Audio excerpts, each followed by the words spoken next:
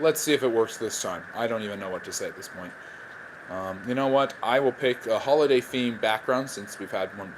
We're still kind of in the holiday season. And people are still getting ready to celebrate Christmas. There's still the 12 days of Christmas, so I'll pick a there. We'll be joined by St. Nicholas. So we'll have St. Nicholas as our background.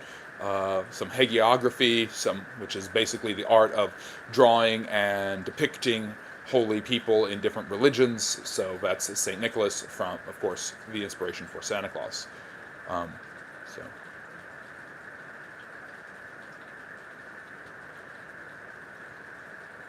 so. Yes, so welcome back. Let's see if this works.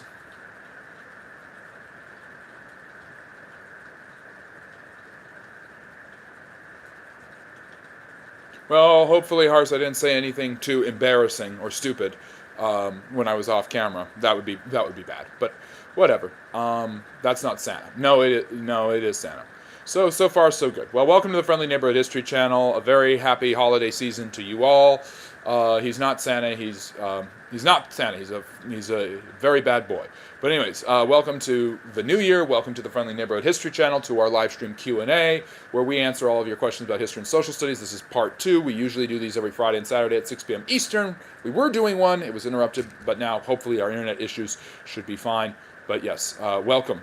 Please drop a comment, question, or topic in the chat, and I will answer it as soon as I possibly can. Reagan created a good economy in the 80s. People blame supply-side economics for the long-term economic problems, but I'd argue those are separate issues caused by capitalism, socialism, and policies mix.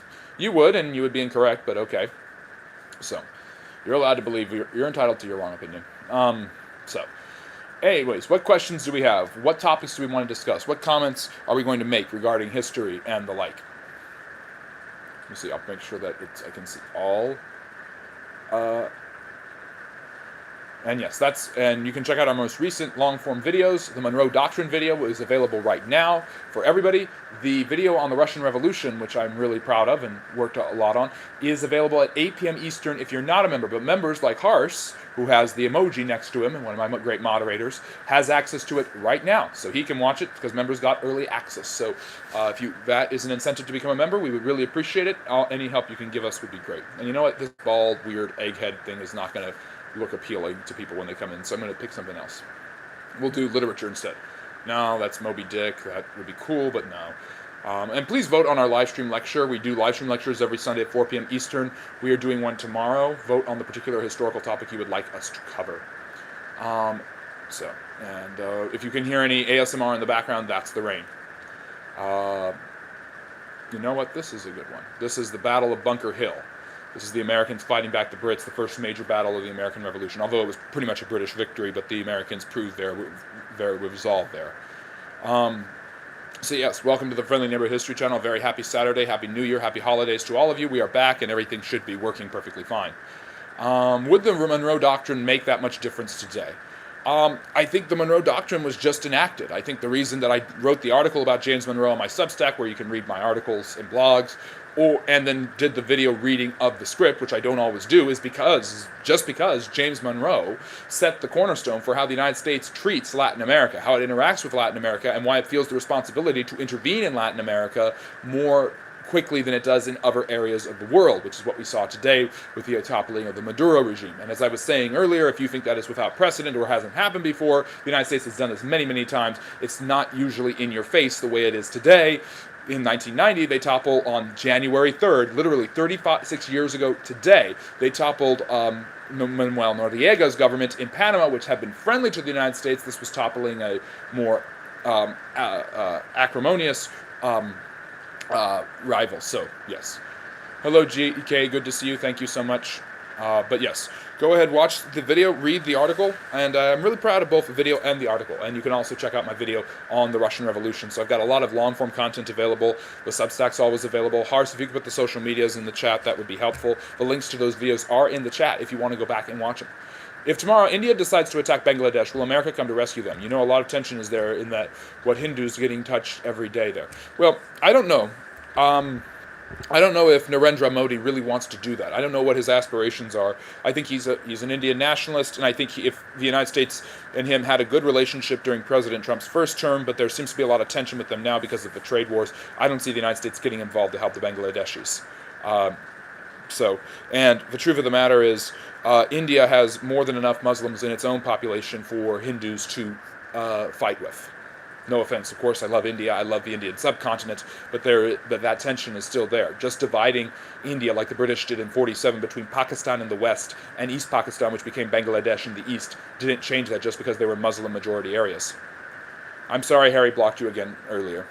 Don't worry, Biz, if you want to go and watch the live stream from before I messed up, I was taking it to Harry about this whole Venezuela thing, so maybe that'll make you feel better. So. Anyways, like and subscribe. Darshan, I'm aware of that. We're talking about history and social studies. I did talk a fair bit about geopolitics earlier because of the historical precedents I found in there. And by the way, if you ever think that a Western country is incapable of doing this, the British did it many times, the French have done it many times. Intervening in other countries and overthrowing their leaders has been something the Americans have done multiple times throughout the Cold War. What matters and makes a lot of people upset about what happened today is that it's so obvious and in your face, and when you wake up, that's what you read about. Okay, Joseph, this isn't a place to post Bible verses over and over again. If you have a question about history, even the history of religion, I'll be happy to talk about it. So what you're saying is nothing has really changed in 650 years. I'm saying nothing has changed in 250,000 years. That human nature is relatively the same. Malleable on the edges, but at the core it's the same.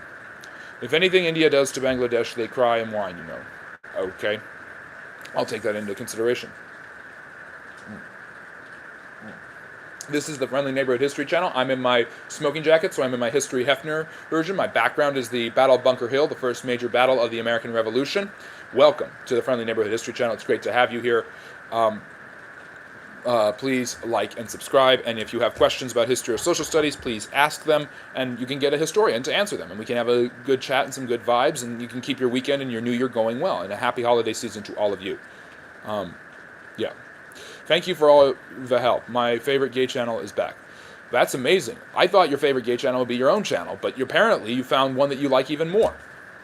Let me see. What was the lead message? Does the Venezuelan culture have a history of democracy and can switch it up? That's a great question. I don't know why it was deleted. Maybe it was a mistake to delete that. But Biznatch, I love that question. And the reason I love that question is because this is what we were talking about on the previous live stream. The regime change is a huge bad word for the United States. The fact of the matter is the Middle East is mainly a very different entity. Countries that are more open to democracies and have a longer democratic experience have been open to regime change, and we've seen that work throughout history. Countries in the West tend to be more open to democracy. The countries that have a democratic tradition tend to be more open to democracy. So if regime change happens there, it's probably going to be more successful. So I'd say Venezuela has a better chance of succeeding with regime change. And of course, a lot depends on Corina Machado, the woman who won the Nobel Peace Prize, who is probably going to be back in Caracas by the end of the year, a dissident who supported President Trump, who won the Nobel Peace Prize over President Trump, and now who President Trump may help install. It's a very interesting dynamic there. It also signals a increasing political feeling of homogeneity in Central and South America, with countries like Bolivia and Honduras joining the right-wing revolution started by Javier Milei a few years ago. The United States is now putting its finger on the scale to push those areas of the world to the right. So it's interesting. So yes, Jadula, I am not ignorant, but thank you for saying that, I guess. Can you explain tribal conflicts and the oppression that occurred before the settlers? Where? Where do you want me to explain that? Because that's happened almost everywhere. Very different tribes fought different peoples. The idea of homogeneity and universal peace between natives, or universal understandings between native cultures, was very different. The reason we call them Native American nations is because they operated very much that way, like the Sioux, the Navajo, and the Iroquois. Is this the first the thing happened, like arresting a Venezuelan politician, international arrest? No, the United States took down Manuel Noriega literally on this day, January 3rd, 1990. Watch my daily history videos, Today in History, Born Today, and Died Today, to learn more about it. So, I need to look at your channel, Hars. Thank you for reminding me. Sovereignty is always someone else's issue until your sovereignty that's violated. That's a fair point. There's a lot of people that are very worried about sovereignty and the violation of sovereignty with this thing that happened in Venezuela today. Is taking out a foreign leader who is a dictator, who is oppressive, who was obviously stole an election, is that a violation of sovereignty? I don't know. I don't see this or the Iranian nuclear strikes as wars, but everybody thinks that any sort of military action is war because we've ruined the way we understand terms because we don't use critical thinking, and that goes for both political sides. So, anyways, other questions about history or social studies? I've heard Cuba is next. That would have a lot less precedent to do. That's just, at this point, that's just total nation building over toppling communism in different areas. What about that historic fraud in Minnesota? That's a political issue. I'm not going to talk about it right now here. Obviously has a lot to do with the cultural struggle and clash between Somali immigrants and the American citizens. Are you Christian? And if so, any opposition to the Holy Orthodoxy and the teaching of Christ is one true church that will never fail? I'm not a religious channel.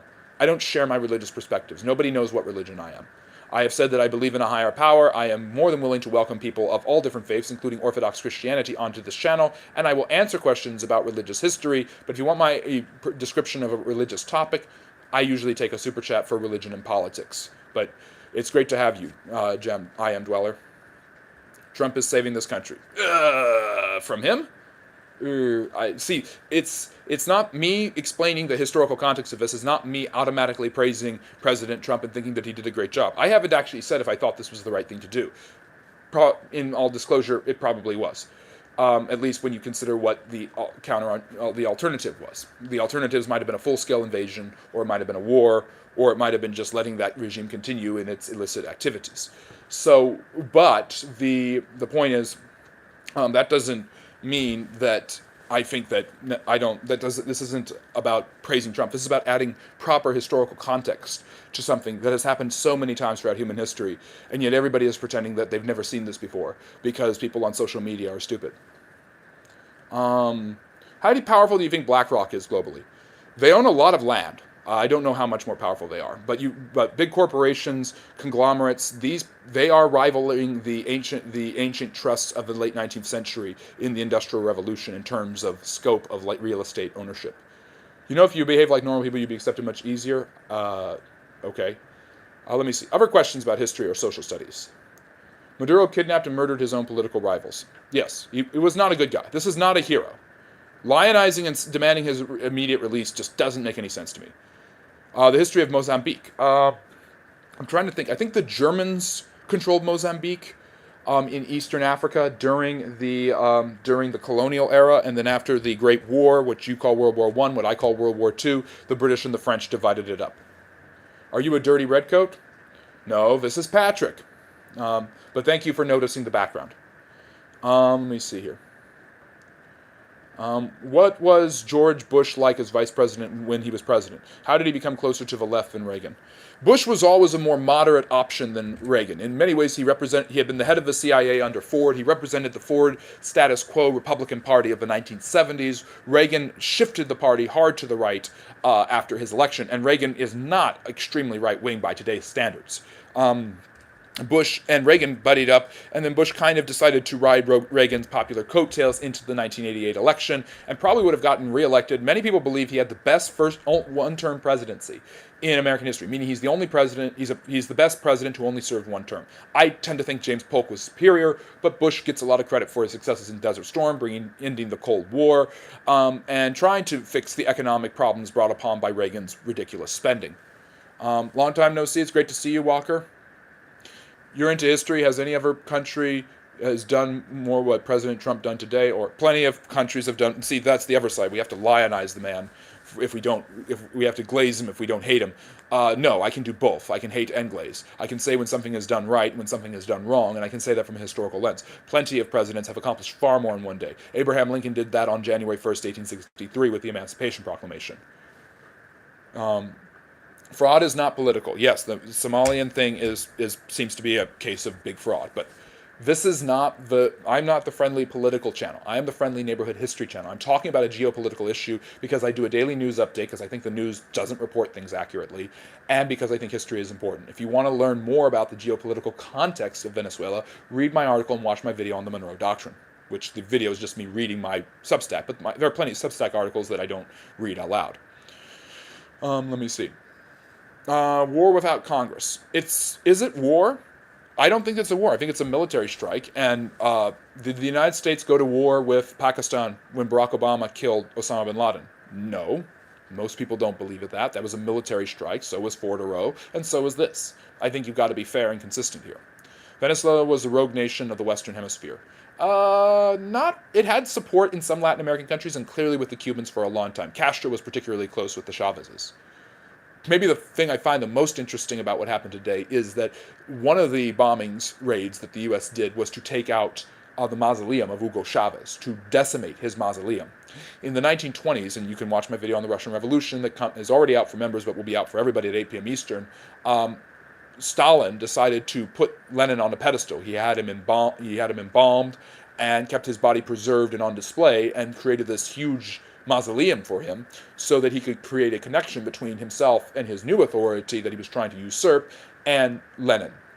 And in many ways, communist governments, despite saying that they are working for the people's revolution, the workers' revolution, the workers' state, tend to absolutely deify almost their leaders. And Lenin, Stalin, Castro, the communist parties have done what they could. In North Korea, they do it with Kim Jong-un, and he's still alive. And this was what they were doing with Hugo Chavez, making him this person that he wasn't. And so maybe that's why they took that strike. But I find it a fascinating strike, historical strike, not just a political one. Is Taiwan next? Funny you should ask that, because the reason this happened is because of China doing their military maneuvers over Taiwan recently, and the United States the Chinese sent their delegation to Venezuela just yesterday. They're still in Caracas. They've watched this happen. Venezuela supplies China with a lot of its oil. The United States, this wasn't an accident. This wasn't just whimsical. Let me see here. Can you explain the psychological warfare throughout history that have the masses, oppressed groups, to be subservient to the oligarchs they can easily overthrow just off raw numbers? Propaganda is the best way to do that. Patriotic propaganda, even something as simple as Uncle Sam, I Want You posters from the Great War, based off of a meat packer who supported the War of 1812 effort a century earlier. He's a real man, Uncle Sam, not Uncle Sam Jackson from Kendrick Lamar, but the actual Uncle Sam. Propaganda is probably one of the easiest ways to identify how governments manipulate their people into either hating their enemy or loving their country. So, let me see here. Is your wall mural Angiev or Nello's? No, this is a green screen background, but it's the Battle of Bunker Hill, the first major battle of the American Revolution, where the Brits won, but the Americans held their own right outside of Boston in 1775. You have, oh my goodness. Let me see here. BlackRock reminds me of the East India Company. It might be, but when it comes to real estate, that's an interesting comparison. How powerful is DARPA? Don't know off the top of my head. Howdy, friendly history. It's me, Clyde. Yes, it's good to have you again, Clyde. Magellan in the Philippines. Yep, it's where he died, but his journey went on, and his men completed the first circumnavigation of the globe. A lot of people don't know that Magellan died there, and that was before the Spanish colonized the Philippines. They didn't colonize the Philippines until the 1560s. And Magellan was a Portuguese man sailing for the Spanish, like Columbus had been an Italian sailing for the Spanish. Interesting how the Spanish used other people. Hello, Harry, great to see you. And also, of course, Amerigo Vespucci and all of these other people, Italians were known for their traveling. Usually Venetians. Reagan did not want Bush. He put Bush on the ticket, and they actually got a lot closer during his presidency. So we are past the point of no return in a historical context. Collapse is coming. A lot of people feel that way. But the collapse is not coming here. Not when you can learn about history. Not when you have the ability to learn from history the lessons that it's trying to teach you. So let me see. The dragon, a reference to the dragon emblem on the British flag and the English Palace of Wheelies. This symbolizes Great Britain's dominion over the world, the power and authority it had established. True. The British dragon is quite impressive. Let me see here. James Polk. I know what we are going to argue about next, since you don't want to quit your bullcrap. Oh, sorry, the Portuguese, not the... I always get them confused. Angola and Mozambique, and they're on different sides of Africa. Sorry. It's Somalian immigrant culture, which is Muslim, which is from a third world country in Africa, mixing with Minnesotan culture, which has been heavily influenced by white people and some African Americans. Andrew Jackson was my favorite president. It's hard for me to take Andrew Jackson as a favorite president, given just the Indian removal, but I'd like to know why you think that, Mr. Push-Up. And I think Andrew Jackson's an impressive figure and a cult of personality, perhaps the first in American history. Can we get some Mongol history? The Mongols Of course, if you're going to ask about Mongolian history, you're going to hear about Genghis Khan and all of that. And of course, that's pretty impressive. This man, Temujin, perfects horse archery and horse warfare, and then rallies these people together, these nomadic peoples, to basically terrorize and destroy the Song dynasty in China, and then whip across the all of Eurasia, Central Asia, East Asia, only to be defeated in places like the Middle East and by the Vietnamese, believe it or not. But of course, you then are divided into four kingdoms. The Kublai Khanates is the Yuan dynasty in China. They go to Russia. That's the Golden Horde. And their influence is spread throughout the world. And even after their empires collapse, their Khanates, their kingdoms, you still have extraordinarily influential and powerful Mongol offshoots, like the Mughal and the Timurid empires in Central Asia and India. But here's a little bit of Mongolian history people don't know. Mongolia was the first Asian country to become communist in 1922. So something a lot of people know about Genghis Khan and what I just said, but a lot of people don't know about that. So, what about George Washington warning us not to use parties as a pre-elected? It's his farewell address, and it was his way of saying, don't do it. He didn't like political parties. He didn't like the growing divisions between the Federalists and the Democratic Republicans.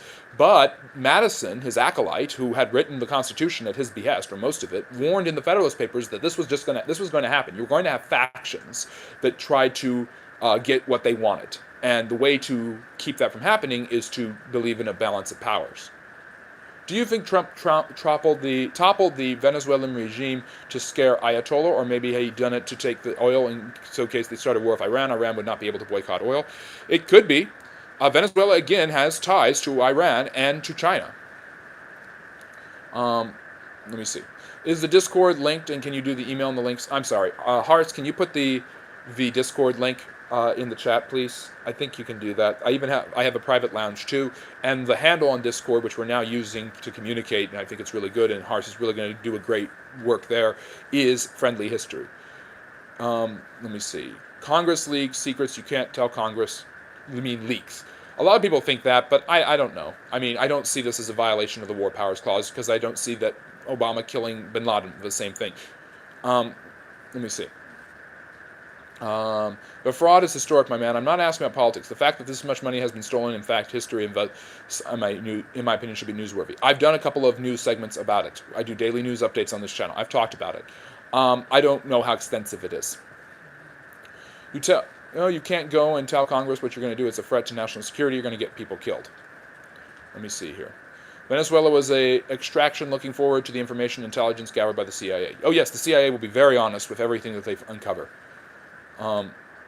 You don't need to tell all of Congress. You could tell leadership. Why?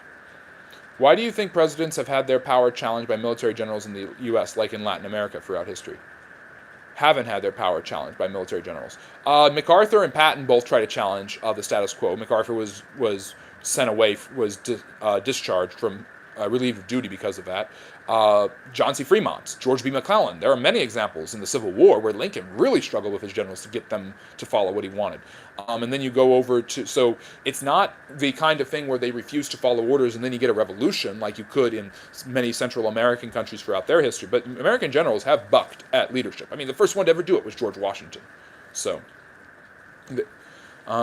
what's the history of Brazil? Brazil was settled by the Portuguese only because a very small sliver of that land had been given to them by the Pope in the Treaty of Tordesillas in 1494, which divided the world for colonial purposes, where the Portuguese were allowed to take over eastern trade routes and the Spanish were able to take over western trade routes. The Spanish used this to justify the conquest of the Incas and the Aztecs and the building of their empire in America. But a very small sliver of land was settled by the Portuguese, and they kept pushing that line backward to eventually colonize all of Brazil. And in the 1820s, they basically brought the Portuguese royal family to hide with them during the Napoleonic Wars and then kicked them out and picked their son to create the Brazilian Empire, Dom Pedro I.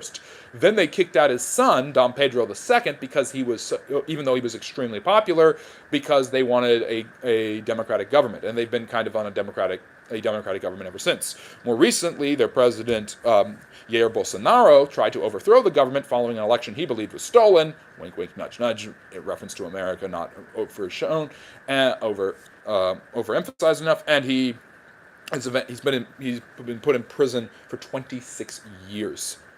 And yes, I like the Hugh Hefner jacket too. It turns me into History Hefner. I don't know that flag. Did you see the Sam horror movie? No? We need a movie about Andrew Jackson. They couldn't make a movie about Andrew Jackson unless they portrayed him in a negative light today. Maybe 50 years ago they could have gotten away with it, but America has become so sensitive to these issues. You can't depict him as a hero, and in many ways he wasn't.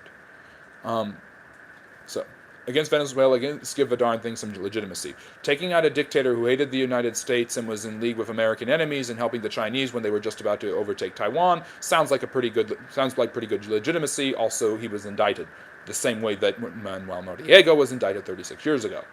What would be a historic situation similar comparative to what Trump did here? Manuel Noriega, 1990. Go watch my daily history videos. How do you evaluate Trump's tweet about Iran? Do you think that was a good move or a bad move? I'll give a super chat and I'll explain what you're talking about. Give a super chat. I don't want to get into the geopolitics much more. I've already talked about it ad nauseum. James Polk was just some guy who was pushed by the Democrats and won not by much. He started a war to appease slavery and the people in his party. James Polk was bad compared to George Bush. I don't care because that's wrong, but anyways. Oh, Taiwan, that's a good one. If we continue reading, we will find that there is another monster that emerged from the land this time, not from the sea. Are you just doing a Bible study out of the book of Revelation? This is a history channel. This is a Wendy's, sir. Let me see here. Chinese have problem with every neighboring country. Like the Indians. When the Allies attacked Germany in World War III, which we call World War III here, was there rally around the flag in Germany? Oh yeah. But that rally had been happening since 1933, since the Nazis. That was their whole claim to fame, was rallying around the flag. Let me see. Do you believe we are at a turning point in socialist dictatorships falling apart?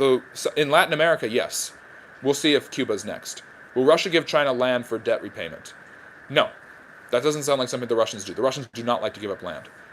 Let me see. Don't fire your weapons until you see the whites of their eyes. That comes, very good, Poppy. That comes from, I can't believe I just said that on live, but that comes from this battle, the Battle of Bunker Hill.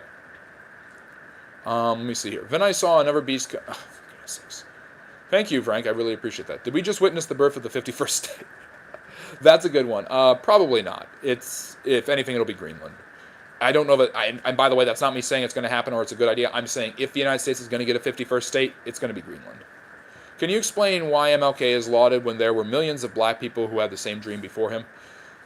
I think the ability to use Thoreau and Gandhi's concepts to systematize a protest movement, the SCLC, and merge it with the NAACP, and the ability to get action out of just being an amazing orator, but also a completely on the surface, honest and virtuous man is what made MLK so successful. Now, I know MLK was not the moral paragon of virtue that we like to think about, but almost no historical figure is, by the way. And I don't know. I'll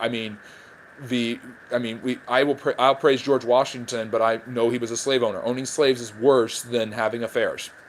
So just his sheer charisma, but also his seeming humility and his ability to take his Christian values and apply them to this context in a pretty consistent way is what made him so appealing. And of course, you also have an incredible amount of oratory skills that probably supersede any American at his time, except maybe JFK. Political parties. Was George Washington right not to use them? I don't know. It just seemed like an inevitability when you look back historically, but I understand why Washington was against them. Is it true that Trump used to be a Democrat? Yes, he did. No, it doesn't, but Donald Trump has openly stated he wants to run Venezuela, which probably needs authorization from Congress. He wants the U.S. to administer government there, which was a military activity which the president is in charge of. And if he wants to get the votes, he can get them. You're trying to poke holes in something that really doesn't matter. Is 2025 part of history now, meaning will you study it? I will study all types of history, even contemporary history. Polk should have run a second term. Most of Mexico and Cuba would be our territory. That's probably true. In fact, he wanted more of Mexico vilified. But he was sick, he was impotent, and he died 3 months after he left office. So I forget who his vice president was. But James Polk knew he wasn't physically strong enough to be president for 2 terms. He was probably the physically weakest president, most sickly president we've ever had. Even more so than William Henry Harrison, who died after a month. I'm a white Indian and I approve. Okay, that's good to know. I hope you approve of the channel. What comments did I not read, Faraz? So, sending big booty Israelis to your location now. That's how AIPAC pays me. Yeah, that's how AIPAC pays me, guys, since I'm paid by AIPAC. And while it isn't legally necessary to inform Congress about strikes, it's mentioned that they do whatever that is just after, before they go to the press, or as they are doing it, or just before. Isn't going to the press notifying Congress? I'm pretty sure Congress knows, Harry. I'm pretty sure. I love how a non-American is trying to explain to me how American government works. Let me see. The small monster, Israel, derives its power from the power of the big monster, America, and works to subjugate people to the tyranny of its monster master, Uncle Sam? You mean the cartoon character who's based on a real man who died 2 centuries ago? Wait a second, Ehab, the little monster, the big monster? Oh my goodness, Ali Khamenei is in the chat. We have a leader of the foreign world in the chat. This is an amazing moment for our channel. Hello, Jimmy. Was Francis Drake the best pirate? Probably. Although I gotta go with Blackbeard. Here's the wisdom. Let him who has understanding. Okay, I have understanding. I'll take... You kind of look Jewish. I am not Jewish, but I take that as a compliment. And there's our Discord. You can join us on Discord, and there's a lounge available for all of you. And you also got the long-form videos that I'm coming out, 2 of them today. The Monroe Doctrine one, which is me reading a Substack article. Of course, there's also my other Substacks that I don't read, which you could follow. There's TikTok, where you can get bonus content, and Patreon, where you can get early releases and bonus content. And there is not just what else was I going to say? Oh, and my other video, which is available for members, but available for everybody by 8 p.m. Eastern, and that is on the Russian Revolution. So please check those out. And please like and subscribe here. I really appreciate everybody being here today. What do you think will happen to Canada? I don't know. I can't make a long-term geopolitical prediction. America annexing parts of it? Stupid and not going to happen. Explain the history of a unified effort to use the nuclear bomb as a last resort despite other bombs being used led to the same aftermath. Not the same amount of casualties, of course, but war is war. Well, the firebombing of Tokyo wasn't successful enough to get the Japanese to surrender. Capturing all of their islands, including Okinawa and Iwo Jima, wasn't enough. The Americans felt they were running out of options, and a land invasion would be more costly and cede more power, land, and influence to the Soviet Union, which they didn't want to do because in Eastern Europe, the shape of what would be the Iron Curtain was already starting to form. Well, he did say that we're going to produce the oil, we're going to remanufacture all our machinery, and we're still going to sell the oil to the China and all those other countries. Okay. Let me see here. Star of the sextant Israeli flag. The hexagram contains 6 angles, 6 sides, and 6 vertices. Wow. It's almost like it's geometrically consistent. I think it's interesting that somebody brought up Taiwan, and would that be the next country that was replaced leadership. I mean, the timing is interesting. The fact that the Chinese delegation, right after China makes all these precise strikes or precise military operations near Taiwan, is there present, and then America attacks and removes Maduro, is quite fascinating. What is the history of Palestine? Okay, here we go. Well, it was nice while it lasted. We were actually doing history for a while, but now we got a number of 15 minutes on the live stream because we went 20 minutes on the other. But basically, Palestine... Okay, I'm just going to run through this quickly, and then I'm not going to talk about it anymore, because I talk about it all the time. Palestine is the term the Romans applied to the land of Judea after they destroyed the Bar Kokhba revolt in 136 AD. It was done by Hadrian as a way to insult the Jewish people because it was a derivative of the term Philistines. The Philistines were the ancient sea people or some of them, who had landed on the Gaza coast, yes, the Gaza coast, and had fought the kingdom of Israel for quite some time. Palestine remained part of the Roman and then later Byzantine empires until it was conquered by the Muslims in 638. The Muslims immediately colonized the area, building things like Al-Aqsa Mosque and the Dome on the Rock to show their authority as the place where Muhammad took the night ride to go to heaven to meet Allah. This land was retaken in 1187 or 1095 during the First Crusade, and then for 90 years it was controlled by the Christian, French-influenced Kingdom of Jerusalem. It was retaken by the Muslims in 1187 under the great Ayyubid Sultan and General Saladin, maybe the greatest warrior in Islamic history, which is saying quite something. And then it was firmly in Muslim hands, exchanging through different kingdoms and sultanates until the Ottomans had it, and then eventually the British would mandate that land following the Great War, what I call World War II, what many of you will call World War I, and the fall of the Ottomans led to that area being administered. The British tried to divide it between Palestinian and Jew. The Palestinians weren't having any of it. The Israelis were not having any of it. This led to continual fighting between the two groups, and eventually, following the Holocaust and the end of the Last World War, in an effort to decolonize, the British ended their mandate of the Palestine region and allowed the Nation of Israel to be created on May 14th, 1948, and then, of course, that led to what we have now. The Palestinians are the people who live in that region. Israelis and Jews were referred to as Palestinians up until the 1940s. So there's the history of the region. What's the history of Canaan? Canaan is the ancient name of that land before the arrival of the Israelis or the Israelites. Supposedly after the Exodus, but probably was considered Canaan for quite some time. A series of different tribes and Semitic peoples that lived in that area were conquered and subjugated by the Israelites, and that led to the creation of what became known as the Davidic kingdom. How come Brazil had a royal family? Were they separate from the Portuguese royal family? Same royal family. They fled to Brazil because they owned Brazil when Napoleon was hammering their country away under his brother Joseph in what's called the Peninsular War. Let me see. Interesting is that they said in the meeting that the vice president was on board and that she would do the right thing. Then an hour later she went on YouTube or TikTok and said different. I don't know what you mean by that. Who was the most influential explorer? Magellan, Darwin, Lewis and Clark, someone else? Ooh, great question. Columbus. I'm sorry. It's just the obvious choice. Columbus creates sustained contact between the Europeans and the New World, and that changes everything. Mesopotamia is fascinating. I love talking about Mesopotamia, R9. The British flag contains the color blue, and the American flag also contains the color blue. Then the world is ruled only by the color blue. The Israeli flag has 666 colors. Ehab, are you just drunk? So, what's this I hear in the news about Britain handing over an island in the Indian Ocean against the will of the people there? Yes, exactly. And a Happy New Year to you, Wild. Great to see you. Let me see. Lord Teenage Mustache. Yeah, I didn't shave for one day and now I have a teenage mustache. If you want to go back and see me actually have an adult mustache, go back a few months before I shaved and you'll probably like that. Let me see. History made today. I don't know how historical it'll be, but it is quite fascinating. But today I don't think we are limited to use political parties as a pre-electoral. And yet Americans do. Let me see. If I'm wrong about James Polk, explain why. Debunk me. Maybe you don't know what the heck you are talking about. James Polk expanded the United States. He finished Andrew Jackson's vision. He finished the Sea to Shining Sea. He established the borders between the United States and Canada. He did all of this in one term. He was extraordinarily successful. He was extraordinarily popular, and he did none of it in the name of slavery. Would an atheist be a great attribute for a president, since religious beliefs won't infiltrate his intellectual ability to push agendas without an omnipotent figure with their own rules dictating it? That is an interesting question. I find it semi-loaded, but they could, theoretically, if they are able to not deify anything else, like the state.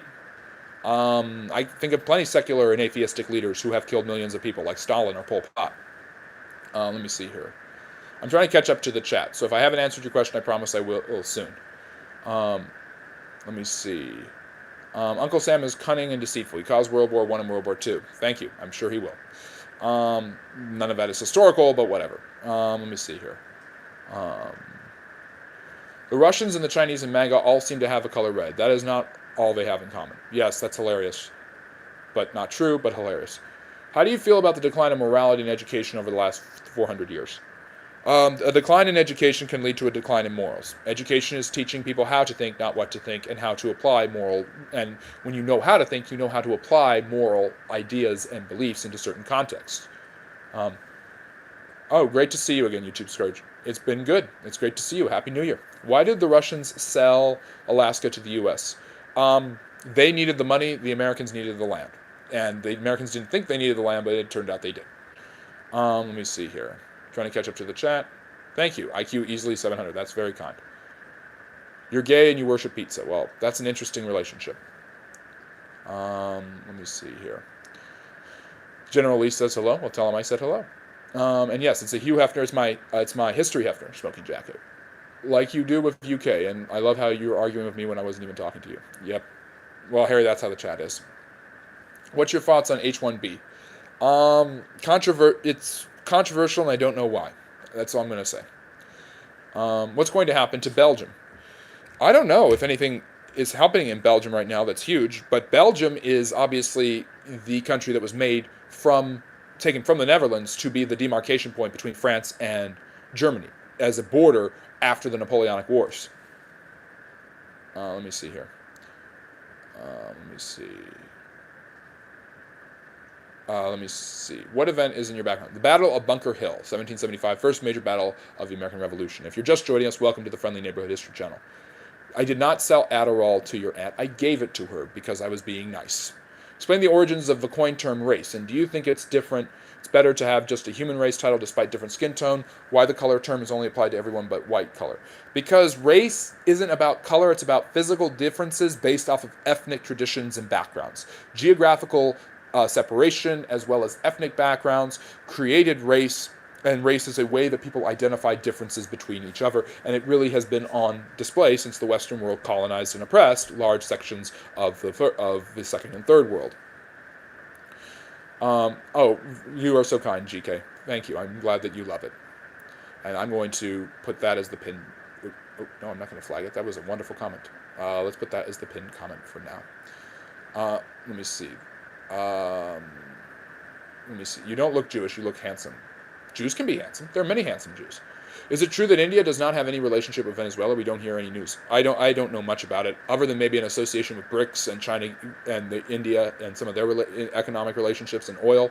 That might be a bit of it. Thank you for joining the Discord, Harry. I really appreciate it. Good evening, Joe. Great to see you. I'm doing well. Queen Elizabeth has an... Oh, well, goodness. Ryan, I don't know how you know that. She's dead. She's been dead for several years. Let me see here. If we elect individuals without party, will this curb party and campaign finance reform? No, because parties will endorse candidates. That's just how they do things.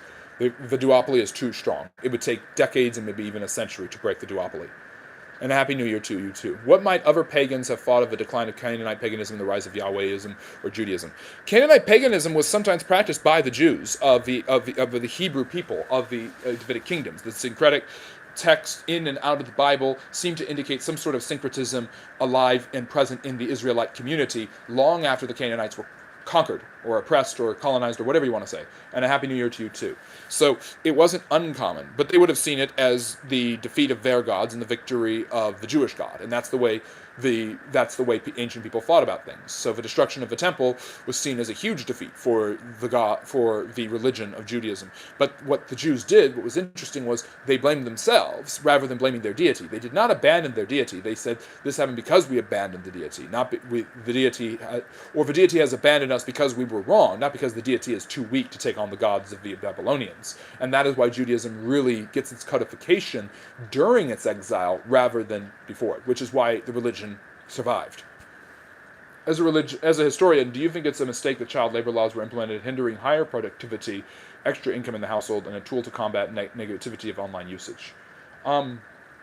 I think that it was a symptom of the progressive movement of the time, where people felt the need to enact social reforms and bring about economic progress and change, but allow people to have freedoms. And the development of a middle class also made it more and more easy for one person in the home to work, or the specialization of labor, the assembly line. This all, the capital deepening, the idea of making workers happy, eventually made it so that it was more obsolete than ever to have just factories strewn with tons of workers of all ages. And the default for society and for history had been that men would work in the factories. But women and children had for long times before that. What's your favorite historical moment?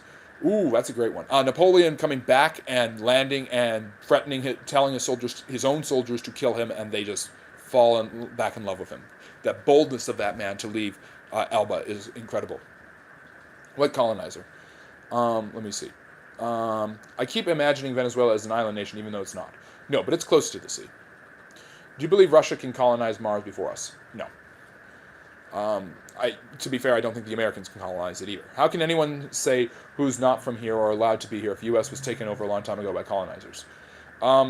Because that's just the historical reality. The United States was indeed colonized by the French, the Spanish, and the British. And the British took over the eastern seaboard, and from there you eventually get the dominance of the Americans, who colonized the entire continent, taking land from the Mexicans and Spanish and and of course also the Indians. The Union Jack is interesting. The combination of the Irish, English, and Scottish flag. Captain Cook was a fascinating individual, no doubt about that. Do you think lynching was a necessary evil to keep productivity up to par in wheat? No, of course not. Without violence, the early American economy wouldn't have thrived. They wouldn't have lynched people just because they weren't efficient. Beating slaves was a tense ethical issue before people decided that slavery was the tense ethical issue. But they wouldn't have lynched someone just if they were not productive enough. Lynching was usually used for crimes. Lynching had been was done on white and black people. Um, yep, sounds about right for the Belgians. Most influential empire besides the Roman, the British. I don't think it's close. Let me see. What's the hissing sound? That is the ASMR of the rain on my studio's walls. How did Henry the Navigator influence the age of exploration and discovery? He sanctioned continual trade with Africa, which led to the Middle Passage and led to the enslavement of millions of African people, if you want to look at it from that perspective. How large was the area known as Gaul? Love ancient history. It included a lot of France, a little bit of Switzerland, and I think the Low Countries, Netherlands, Luxembourg, places like that. What is your prediction of how the Iran situation will go? I don't know. After today, I don't know. Before, I would have said I think of the green. This is like the Green Revolution. It's not going to get anywhere. But after what the Americans just proved they could do, you are either going to see you might see capitulation by Pezeshkian. I can't say his name right. Pezeshkian, the president, or you may see the Americans doing the same thing. It'd be a lot harder to do and be a lot stupider. But I mean, the United States did just flex its muscles in a big way for the entire world to see. How about Dora the Explorer? Fair, true, very, very true. But I still think I'm leaning towards Iran not having much change. Let me see. What's the difference? Gaul went from Turkey to Britain one time? I don't know if that's true. What's the difference between the Confederate flag and the U.S. flag, since both represents violent rebellions, oppression, and distaste for superior figure? One was built on slavery and one was built on freedom. There you go. Interesting. My thoughts exactly on the subject. Thank you. You're welcome. The Celts had many traders working for the Romans. That's true. Well, there were different people groups. The Belgae, these were all derivatives of Celtic groups who were in Northern Europe. So, yeah. Why does Hawaii have the Union Jack on its flag? Originally discovered by the Europeans. The Europeans discovered it under Captain Cook. That's why. Let's just conquer all of the Americas. That can't be illegal if they are now living in America. That's not how that works, but thank you. Hey, on the day that the United States attacks Venezuela, we're talking about James Polk. James Polk kind of had that attitude. Why not just take over all of Mexico? Let me see. The only other historian I know of, there's many great historians. I am far from the only one. Let me see.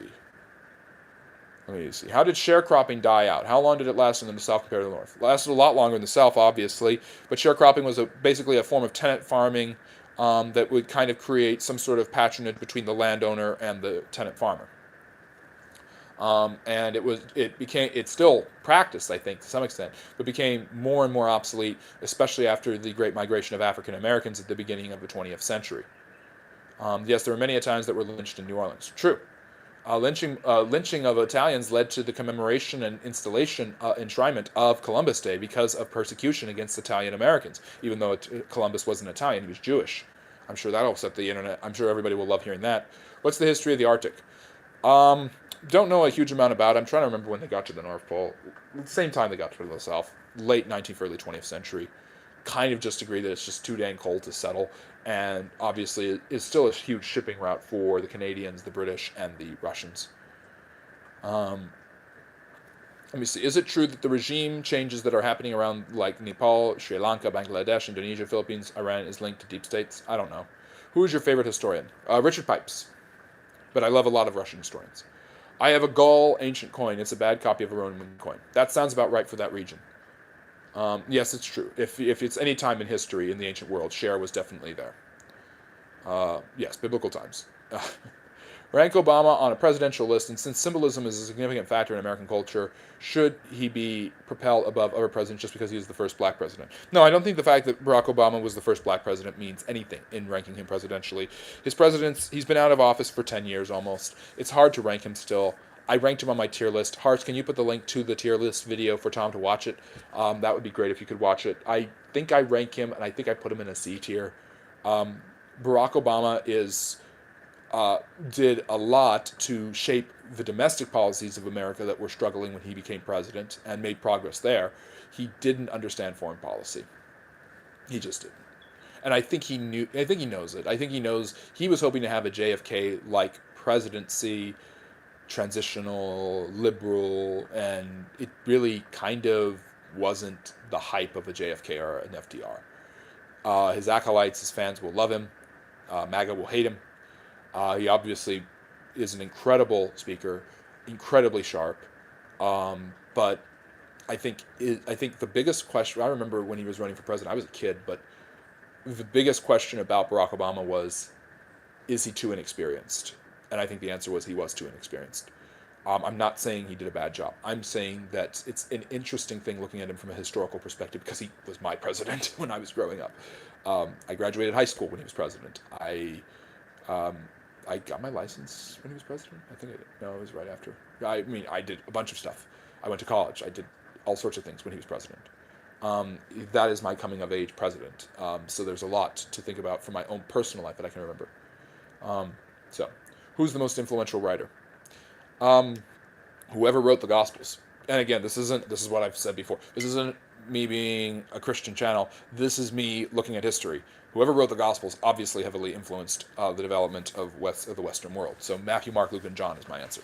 Of course, if you want to look at non-religious writers, Muhammad also could be a candidate for that if he wrote anything, which he didn't. But if you want to look at non-religious writers, Dickens is extremely influential.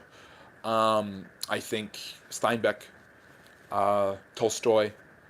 But are you considering nonfiction or just fictional writers? Those are some of the ones I think that have heavily influenced literature. Jane Austen is another great example. Can Thomas Sowell be considered a historian, or is he just or of course Homer, the Greek poet? Can Thomas Sowell be considered a historian, or is he just an economist? He's everything. He's a sociologist. Sociologists tend to study all of this. Let me see. Should former colonial nations pay reparations? No. And the reason I'm against reparations from a historical perspective is because reparations is an endless cycle. It is the what's that word? It's the unending loop, or whatever it's called. Infinite regress, where basically one country will pay, then another country will pay, then another, and it will go on forever. What was your comment? I don't know what comment I didn't read. Are you part of the group that protects the term historian, or are you on the liberal side of that debate? I like the term historian. I don't use historian for myself. I believe anyone who studies history is a historian. Let me see here. Barack Obama is one of the worst presidents we've ever had and should be locked up for treason. What treason? How did he commit treason? When did he commit treason? I'm sorry, I was too busy living in reality to remember this. Yes, his mother was a citizen. He was born in the United States. Yeah, go ahead, get over this birther nonsense. Let me see. Thank you, Faraz. I don't like the sound of my voice. I do not like watching my own videos. I hate doing it when I'm having to read comments and reply to them here or on TikTok, where again you can get a bunch of stuff you can't get otherwise. But Cliff Neckel. The name sounds familiar. Don't know. The USA captured Venezuelan President Maduro. They did? You're joking. Today? No. Oh, you probably just joined us. We've been talking about it a lot. Did you register for selective service? Yes, I did. Should Turkey pay reparations for Armenian genocide? I think the only effective way to pay reparations is to pay it to people who are still alive, like the Americans did to the Japanese. Otherwise, it's mute. It's moot. The reparations thing is a ridiculous thing. Where does it end? I'm happy that you are reading my comment now. You're welcome. If we give reparations to African Americans, I think they should have to prove that they were slaves. Then they would have to meet the Irish were also slaves. The Irish were not slaves. They were indentured servants. Some Africans were indentured servants, and they became free. More Africans have come to the United States as foreign immigrants since the Civil War than were ever enslaved. So how do you square that circle? Let me see here. I mean, if it goes on forever, I want reparations from Denmark, Norway, Italy, France. Yeah, that's right. The Romans, the Italians should give reparations to everybody, right? But then they should get reparations from the Northern Italians, the Etruscans, the Greeks. This is endless. It's nonsense. It's so stupid. And the only reason, I'm sorry, I'm going dark history mode here. Usually I'm so friendly, but the reason it's so stupid, it's so nonsensically stupid, is because the only time we ever talk about this seriously is in relation to the race issue with white and black people, or Hispanics, or other groups of people. The Mexicans deserve reparations for the U.S. conquest of California, I suppose. We don't talk about, and Faraz brought up an anomaly, the Turks and the Armenians. But we don't talk about the Arabs paying reparations to the Africans for all the enslaving they did. We don't talk about the Japanese paying reparations for Nanjing, which was one of the worst tragedies in human history. We do not talk about the Russians paying reparations for the Cold War, what they did in Ukraine and Eastern Europe. We don't talk about any of that, but we do talk about white Western Europeans paying reparations to non-white people. And that's because people who talk about the reparations are not serious about them. They do not understand how history works, and they do not want to talk about it because they would run into the infinite regress. If they were serious about it, then they would abandon it because it's stupid at that point. But, I mean, I'm sorry. Do the Iroquois, do the Apache deserve reparations from white Americans? Perhaps. Do then the Hopi, who they tormented, deserve reparations from them? Well, this is the argument of sacred land was stolen.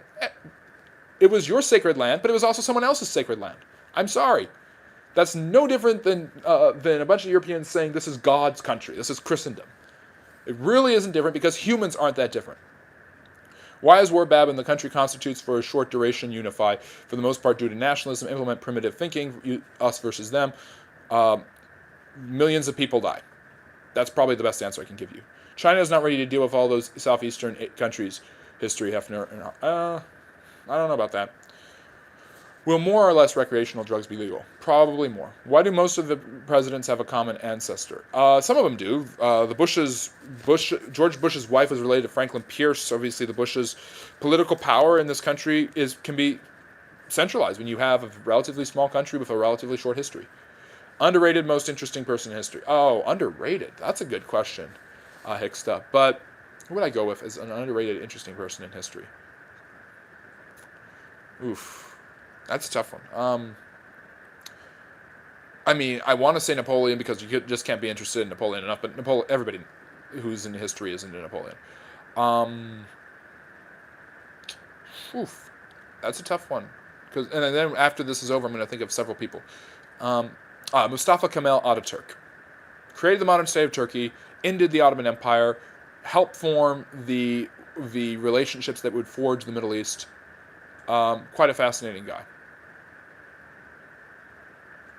So, what is the evidence you can show me what James K. Polk's goals in politics were? His goal was simple in one term. Settle the Oregon Territory, take over Texas and the southwestern California, and that's basically it. Just take over land. And and there's nothing about slavery there. Thank you for joining us from Washington's Crossing. Can Russia become friendly to the West once the war is over? What needs to change inside Russia? Putin's removal? Putin's removal would probably help. But I don't see Russia as friendly to the West. There's going to be somebody who's just like Putin ready to take power after him. Let me see here. Yeah. You think Trump toppled, and yes, thank you for plugging the historical hot takes. Please go check those out. You think Trump toppled Venezuela regime to scare Ayatollah of Iran, or maybe he wanted to take its oil, so Iran boycotted? I already answered this. I don't think it was directly, but it might be an indirect benefit to him. Does current partisan politics only emphasize to hide monetary lobbying? Sure. Let me see. Yeah, I don't want reparations. And you don't know my ethnicity, but if it was any ethnicity, someone would owe me something, because that's how stupid it is. President Ferocious, I'm Hopi. The Hopi Indians, who were extraordinarily pacifistic, were bullied all the time by the Apaches. And I think even the Comanche, but the Comanche were in Texas, in Mexico. And by the way, there is great animosity and great history of violence between the Mexicans and the Apaches and the Mexicans and the Comanches. Nobody talks about it. Because that's not cool. So yes, please help the algorithm. I think the UK and US are one of the very few countries that go on this self-whipping course about our history. True, and we shouldn't. You shouldn't whip my history, I shouldn't whip your history. I just whip your history because you have to whip my history because double standards. Did Noah's flood really happen? Also, do you need a life raft? I do not need a life raft. It is fine. Did Noah's flood really happen? There are flood stories in almost every single ancient civilization in the world. It is foundational to their creation or remaking account of the world. I don't know that it happened exactly the way the Bible describes it. I'm not going to share a religious perspective about that, but I do find it interesting By the way, the Muslims believe it happened too, so that'd be the Quran. That's the Hebrew Bible. That's the Christian Bible. So it's an interesting idea. They see Noah as a prophet in Islam, but I mean, I just don't. I don't know. I can't say. There's a lot of mythology there, but there's so many mythologies where this happens so many times. It's just kind of interesting. Compartmentalize Hideki Tojo's legacy. Tread lightly. Japan is my heaven, and I'm still upset they are not the superior in Asia. Japan's fascinating. Tojo was very aggressive. If you really want to look at it from the most sympathetic lens as possible to the Japanese about what Hideki Tojo did, which was war crimes that killed tons of thousands of people, and which is why his own people executed him. But go watch my video on Hideki Tojo. But if you want to look at it sympathetically from Japan, you have a country that's been bullied by China for centuries. You have a country that's been bullied by the Westerners. The Westerners do not give them their due after the Great War. There's a bunch of racism and patronizing that they've had to encounter from the Western imperial powers, though they were able to defeat them in the Russo-Japanese War and again in the Great War. Japan's left out in the lurch when it comes to huge geopolitical decisions that Britain, France, and the United States make. So of course they feel that they are not getting what they deserve, and the aggression can prove that. So to settle their beef with China, they go into Manchuria, and then they go into regular mainland, the rest of China, and that leads to everything there. Their aggression there puts the British on high alert. Their seizing of French territories, their buddying up with Hitler puts the Americans on high alert, which leads to Pearl Harbor. So at the very best, you could say that Tojo was just responding to issues that the Japanese have been struggling with in terms of legitimizing their imperial ambitions for almost a century by the time he comes to power. The Italians are proud of the Roman area and their history. The Mongols are proud of the Mongolian Empire and their history. Why can't we in the West?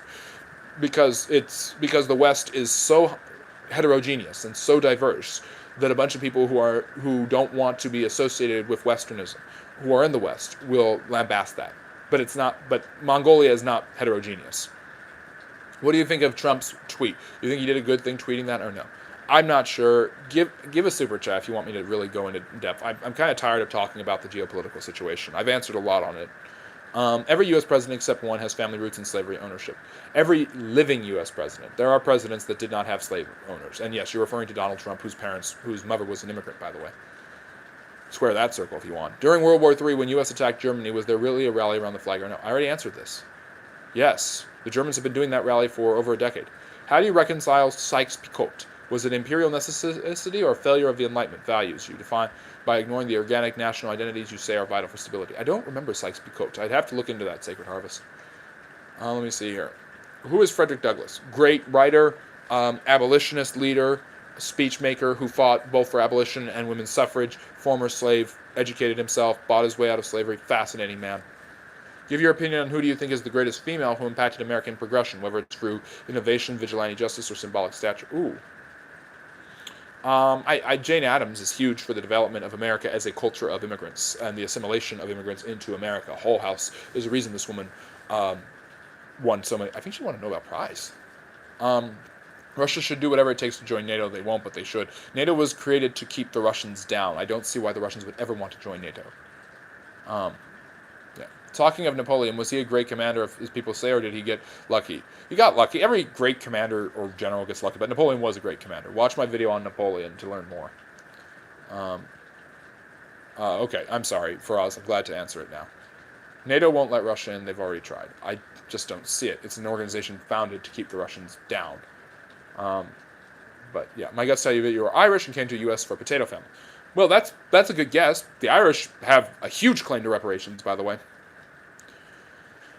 Does the level of monetary lobbying equal government corruption? No, government corruption is even more than that. Yes. Am I right, at least a little? About what? Right about what? I don't know what you mean. It did. They found remnants of the Ark on Mount Horon. Are you sure? How do you take all these recent UFO, UPA conversations in historical context? It's been something that people are, I think the technology of the 20th and early 21st century was so detrimental, but it's also so fascinating to so many people, that they wanted to find out why was this happening, and they wanted to look at what kind of things can be created by governments, or are we really alone in this world? And so the influx of new technology, especially aerial technology, influenced the interest in the skies to a point where this starts happening more and more. Let me see here. Let me see. But Japan wasn't a world power that was on the big table like the UK or France. In France, it was a strong regional power. Kind of. Just because you look smart doesn't mean you are. Yes. I happen to look smart and am smart. And I look smart because I am smart. It's not the other way around. Let me see. I'm trying to catch up to the chat. Thank you, Wild, for the super chat, and thank you for all your great moderation. Really appreciate that. So, Magnus, the man who invented TNT or dynamite, got a Nobel Peace Prize. No, he didn't. He invented the Nobel Prize. Alfred Nobel. By the way, he was Swedish, and that's why it's in Stockholm every year. Let me see. What's your view on the involvement of Russia and China in South America and the possibility of China's interests? This is a huge blow to Chinese hegemony in the region because they were relying on the Venezuelans for oil, and the Trump administration did this when the Chinese diplomatic contingent was in Caracas. No. Do you have a favorite figure from the Wild West era? The Earps. Cool stuff. Exaggerated, but interesting. Let me see. I'm trying to catch up to the chat, and then I can end the live stream because we've gone 87 minutes when you combine the 65 here and the 25 from earlier. I'm killing the trolls. It's what I do. Japan didn't have world interest. Japan had a worldwide. Japan didn't have a worldwide military. Japan didn't have anything that makes it a world power. Japan couldn't do anything on things happening in Europe, except that they wanted to, and therein lies the rub. What is your take on the Monroe Doctrine in regards to current geopolitics today? Did you ask this earlier, and then it was on the other stream, and then everything got interrupted? I think the Monroe Doctrine is what caused this, indirectly. I think that the Monroe Doctrine justifies U.S. hegemony over the Western Hemisphere. Go and please watch my video on the Monroe Doctrine and read my Substack. They're the same thing, but my Substack has a bunch of stuff that I don't read on the channel. But yes, I talked about this a lot, Daniel, and I think that it's very, very important that we look at the Monroe Doctrine, we look at that history, and realize this is why this happened. And let's see here, a super chat.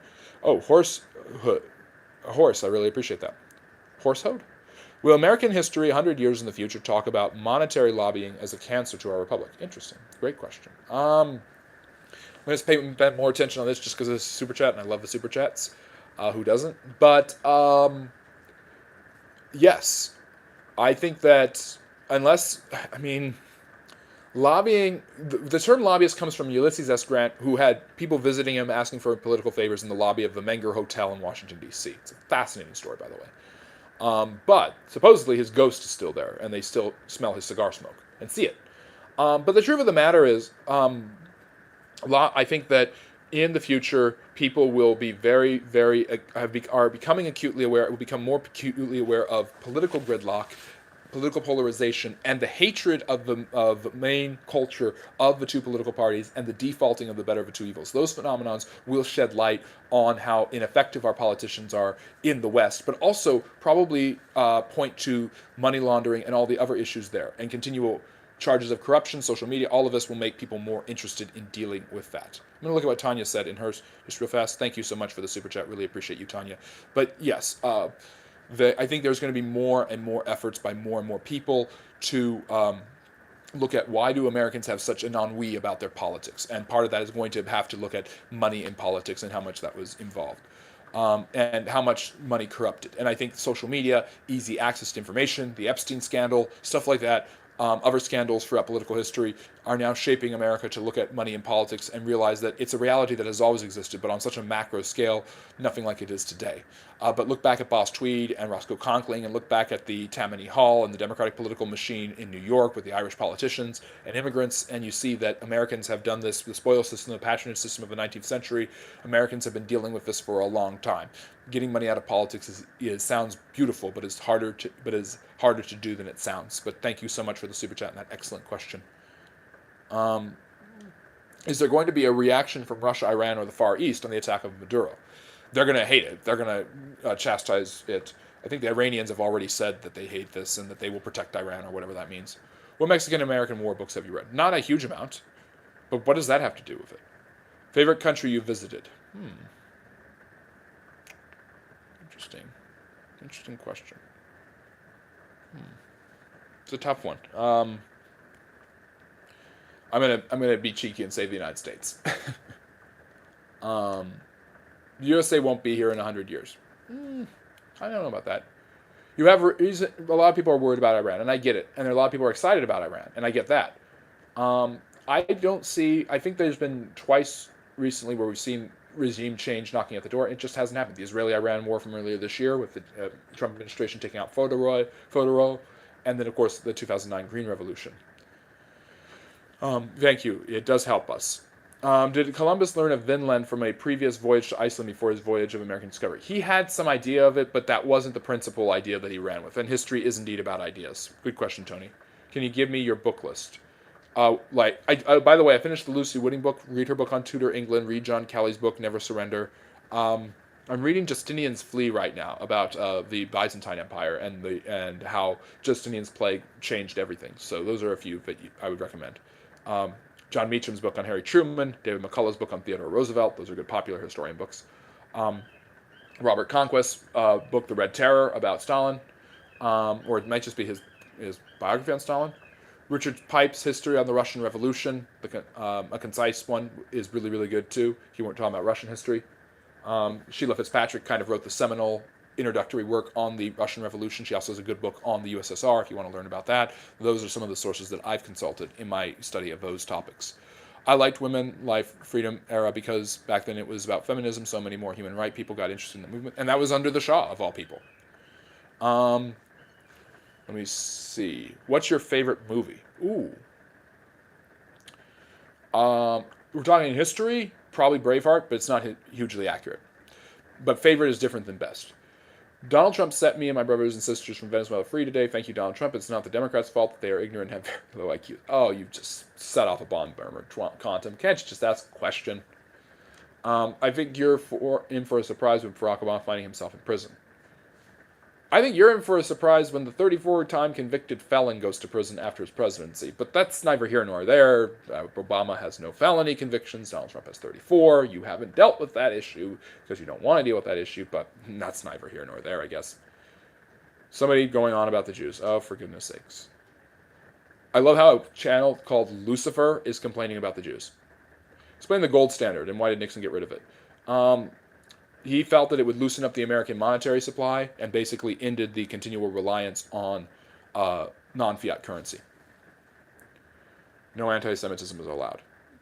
I allow people to come on here and say all sorts of things. And by the way, we can say that we're against anti-Semitism, and I'm against all forms of bigotry and racism and oppression.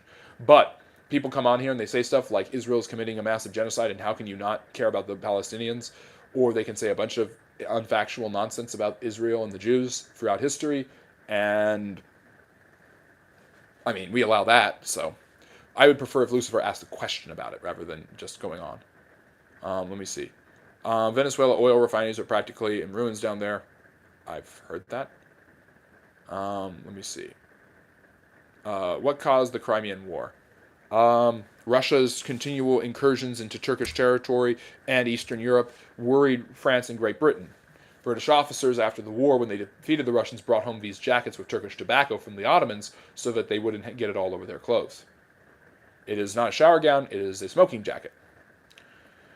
USA versus China, Israel versus Iran, and Europe versus Russia. Oh, great, another world war. That's just what I signed up for. Oh, fantastic.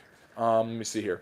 Why is racism so bad when it took government intrusion to force people to integrate instead of people on their own altering their moral compass needle to correct position? Oh, for goodness sake. People can integrate on various different times. When people are full of lies, biases, and manipulation, it's very hard to deprogram that. And that is why governments step in. That's why the Civil War happened.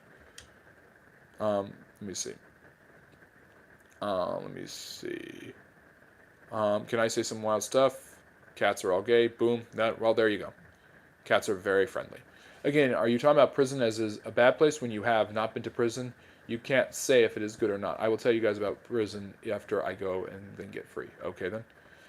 tribalism is a thing and always will be because of human nature and politics. That's true. People are very, very easily suspicious of each other, and we try very hard to get rid of it in the West, but throughout history, that's been the common thing, is to be afraid and to hate the other. And I like the smoking jacket too. We've had a succession of American presidents pardoning their predecessor. Are there any instances of a refusal? Yes. If there's ever any criminal indictment of Joe Biden, Trump will not pardon him. And of course, Trump did not pardon Joe, and Biden did not pardon Trump. So let me see here. Trying to get through the chat. It's very smart attire, good sir. Thank you. Dogs are great. I love dogs, but I prefer cats. Is it possible that we are starting the new Dark Ages? I don't know. We'll see, Frog Physics. Hopefully not at this channel. So you don't think James Polk was a Democrat puppet who wanted to appease the institution of slavery? I think he just didn't care about it. And he was a slave owner himself from Tennessee. Let me see. Okay, I finally caught up to the chat. We're at 75 minutes, actually 100 minutes when you consider our earlier live stream. So please like and subscribe if you haven't on your way out. I'm going to take off. I've been going at this for a while, and then I had that pesky interruption with the internet. Yeah, I've heard that joke. That was Ricky Gervais. That's a funny joke. But yes, you guys are 3 minutes away from getting access to my Russian Revolution video, which was open earlier for members. But you can correct me on Discord. I'm just going to turn off notifications for the evening because I have things to do. So go out, have fun with your friends tonight, party, enjoy the new year, share some historical facts, get the impressive oohing and ahhing from your friends. The Middle or Late Middle Ages, the Dark Ages really doesn't exist, so yes. Take care, everybody. Thank you so much. Vote on YouTube, because tomorrow we got our live stream lecture, and I'm looking forward to seeing what that's going to do. That's 4 p.m. Eastern. This dude is a weirdo. Someone with a caption like 2012 Pyro should not be calling someone else a weirdo, but that's just my opinion. Okay, just tell me if you're busy or not. I'll read it. I'm just not going to agree with it. So have a great rest of your night. Thank you for a really good chat and a great Q&A, and I'll see you again tomorrow, 4 p.m. Eastern. And remember, love history. Bye-bye.